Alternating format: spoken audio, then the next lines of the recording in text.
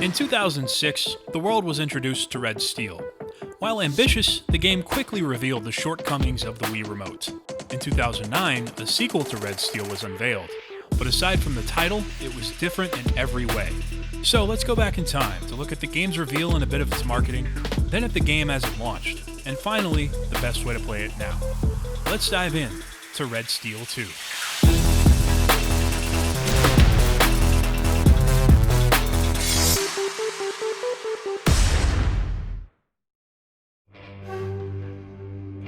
By all accounts, the Wii was a huge success, but one glaring issue was that the Wii Remote was very limited in what it could do. To help address this, in 2009, Nintendo released the Wii Motion Plus, an add-on that clipped into the bottom of the Wii Remote that made it much more capable of accurately tracking motion. Now, the first Red Steel was notorious for its sword fighting not quite working like its marketing had shown, so it was no surprise when Ubisoft announced that the sequel would make use of the Motion Plus in order to fully realize the series' ambitions. What was a surprise, however, was everything else about the sequel. At E3 in 2009, we got our first glimpse of it, and basically, despite there being a number 2 in the name, it was a complete reboot. Whereas in the first game you traveled to real-world locations like LA and Japan, and the story saw you take control of a man named Scott who set out to save his fiancée from the Yakuza, this time around you're playing as a nameless cowboy samurai who's part of a clan known as the Kusagari. The main gist of this story is that some event happened in the past that forced you to leave town for a while, and now you're back. But in your absence, your whole clan has been wiped out, making you the last of your kind. And now, it's up to you to avenge their deaths. You'll explore western ghost towns and meet a few characters who play into the story along the way. In lieu of the pseudo-realistic look of the first title, the sequel is cel-shaded, similar to something like Borderlands. Now this allows for much more stylized appearance, and also undoubtedly helped to free up some performance, as this game targets 60 frames per second, which is double that of its predecessor. Also, unlike the first game, where the shooting and sword fighting were completely separate, Red Steel 2 would let you shoot and slash anytime you wanted, depending on what method you preferred or what may work best for certain situations. In addition, you could hold out your sword, twist and turn it, or just slash in any direction, and you'll immediately see your actions happen in the game. This entirely new approach opened up a whole new set of gameplay possibilities, and leading up to the game's launch, the marketing would emphasize this new focus. So everyone's asking, does the Wii Motion Plus really make Red Steel 2 the most accurate sword fighting game ever? Well, we hired a top team of testers to make sure it is. The sword literally follows your every move, from deflecting bullets to killer swings, and when the battle heats up, you can switch from sword to gun faster than ever. Hey, great job, dude. Red Steel 2, rated T for teen. By all accounts, Ubisoft seemed determined to avoid making the mistakes it had made with the first game all over again.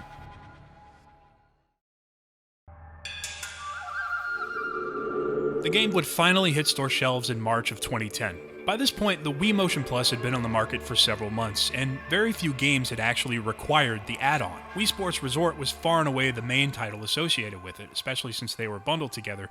But a game with a fully fleshed out adventure still hadn't been seen, so Red Steel 2, much like how the first game had an opportunity to show what the Wii Remote could do, once again had a chance to break new ground. In fact, the development team had dubbed it the first game in an entirely new genre, the first-person brawler. So, did they deliver on their expectations? Thankfully, for the most part, yeah. The game does a great job of making good use of the Motion Plus, but it was not easy.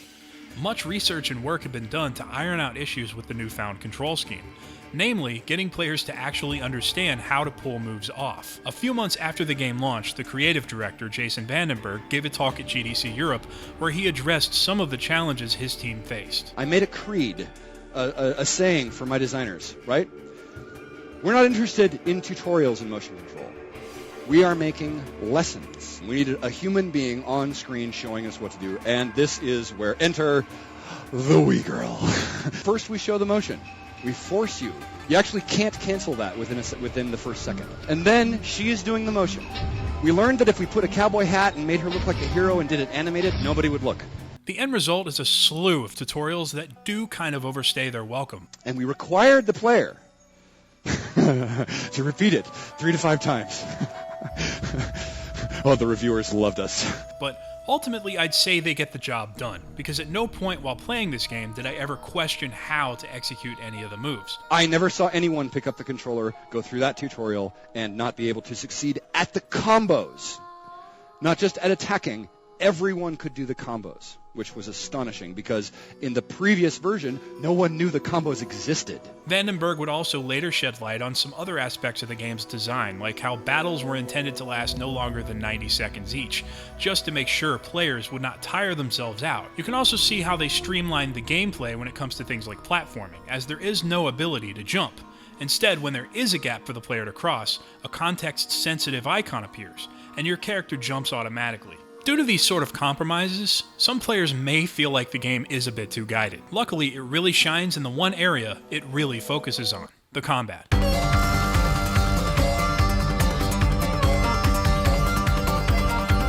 First up is the new approach to the game's controls. By 2010, other first-person shooters had come along on the Wii since Red Steel, and they nailed the aspect of aiming. Many even allowed for a ton of customization options, which is exactly the case here. You have complete control over things like dead zone, bounding box, turning speed, cursor sensitivity, swing strength, and the list goes on. Really cool stuff. And despite the game equipping you with guns, the term first-person brawler is actually right on the money. And though you are required to make certain gestures with the Wii Remote to execute these special moves, they really do function more like elaborate button presses than anything. Meaning as long as you do the basic movements required, the moves will work. There's no need for you to ever worry about having perfect form. The moveset provided to you also comes in a nice variety.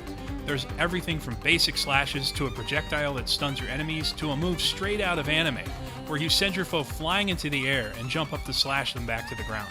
There are even finishers that give you a big reward at the end of each fight. It all adds up to be very fun and fluid once you get the hang of it. And thankfully, no matter what's happening on screen, the game rarely drops below 50 FPS. A stark contrast compared to the first game, which dipped into the teens on a regular basis. And just like the first game, this one has another killer soundtrack, accentuating perfectly that Japanese Western theme.